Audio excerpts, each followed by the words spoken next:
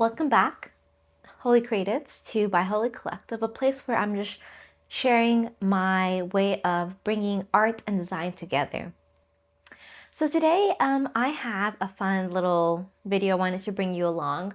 I am going to be working on an existing brand identity that I just kind of worked on for my sister. She's got a book club, and I thought I'd take on, like, let's brand it, let's make it fun. And so today we have a few things we're going to work on: social media posts and poster design. And then I'll show you kind of what I already have in the in our boards. We use Milanote as a way of kind of communicating and sharing our thoughts, but then I'll show you inside of Adobe Illustrator what I've worked on. And then later I'll show the ways that we're using other assets like bookmarks and stickers to just make this book club fun and an experience that people are going to enjoy. So I just wanted to bring you along this little day of editing and designing. So let's get to it.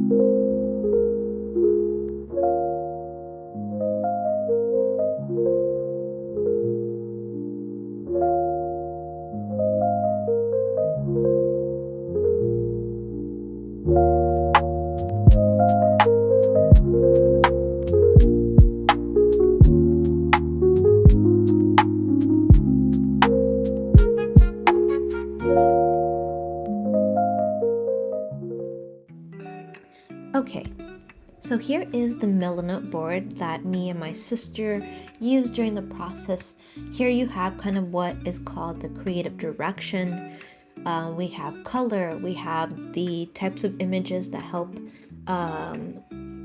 direct the design choices I make once I start designing. And so a lot of it was based on the book club and what the mission and the vision was for it. So a big part of it was type, and she had a specific color in mind. And then also looking at the type of logo type, and looking at old vintage images as well for like patterns and textures. And so I was inspired a lot by like the checkered pattern with some type of icon we use that represents the book club. And then also like the actual things that are part of reading, bookmarks and tabs and banners. And then the mascot that was important was a raven, just meaning knowledge and information and just what it means to learn. So that's what you see there. And then in here we have the Adobe Illustrator file. This is what the final brand looks like, with the typeface and as well as the colors.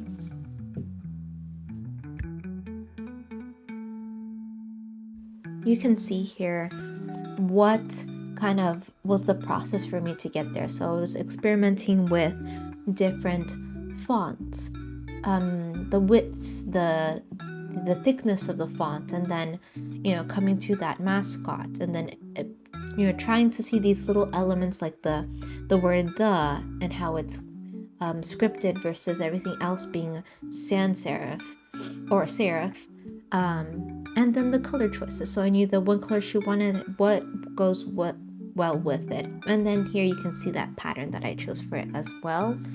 And from there, I was able to move forward with what she was looking for. So we have a logo mark that's going to be used for icons for some of the material that she has for it. We have here the light background, also dark background, and then the poster.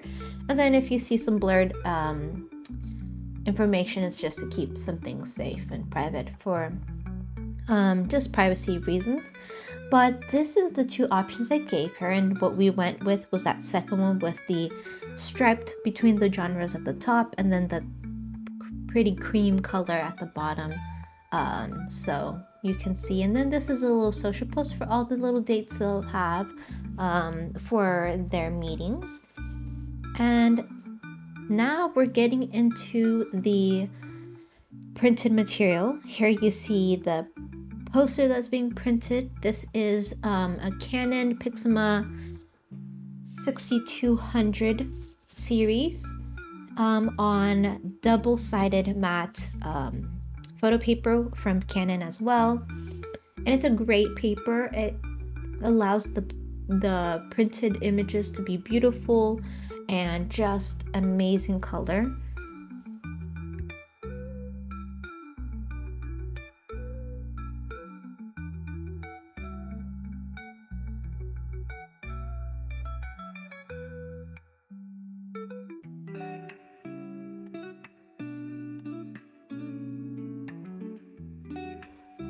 And then we have the bookmark. So here I have double-sided of the designs for the bookmark. And next you're going to be seeing me cut those out. And the thing about the bookmarks, there's some trial and error you have to do when you're doing double-sided, because with the Canon specifically you have to manually flip it. So there was a little bit of a learning curve there, making sure things were aligned properly. But once I got that, we were good to go on getting all the material prepped. And here you see me cutting down those bookmarks. They are, I believe, 2 by 5 in size. And they have a lamination on top of it, so that's what you see, how it's kind of glossy. And this also keeps it to last longer than you would with just paper itself. So, and here we have some stickers that are being cut out.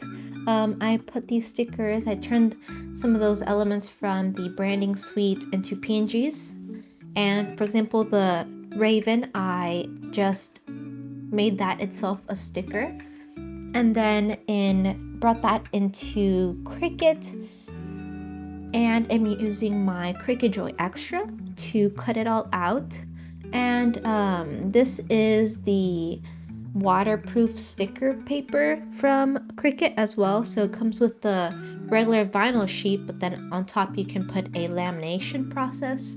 And it makes it glossy, but it also allows it to last longer with waterproof, and also resist the sun and other things if you're gonna have it on things like a water bottle or anything that might just be open to exposure. And then what I did specifically with the stickers is that I created a bleed when you're in Cricut, and so that's why it looks a little bit thicker than what it was on screen, because it will cut out properly and then leave there won't be any white edges, because I made the bleed go extra in order for it to cut it within its bounds. So that's just something to think about when you're using the Cricut. There are little aspects of it you kind of have to learn as you go. And of course, there are great tutorials here on YouTube. I actually think I have a video showing the in-depth part of using the Cricut Studio Creative program in order for you to be able to like get those little details. So I'll try to see if I can link that below for you guys to take a look at as well.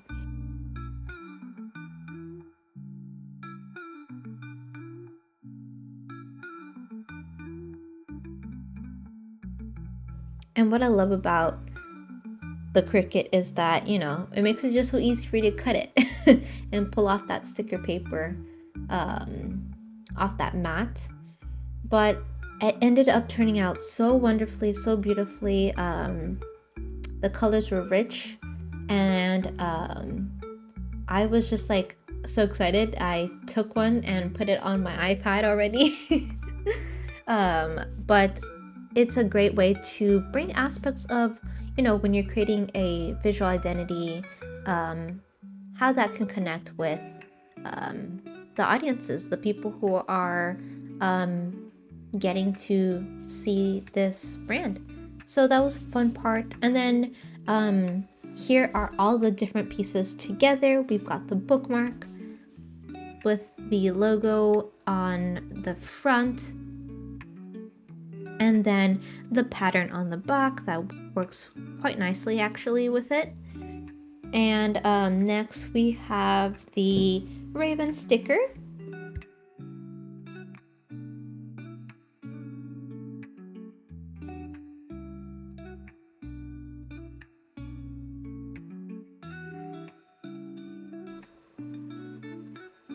Sorry if it was a little blurry, but this is what it ended up looking like. I loved it. That just cut just wonderfully. And then a little banner one, which I think is really cute, that can work well with like in a journal planner if you want to add that into even if you have like a reading log, like a analog one, then that would be a great little sticker to put in your notebook.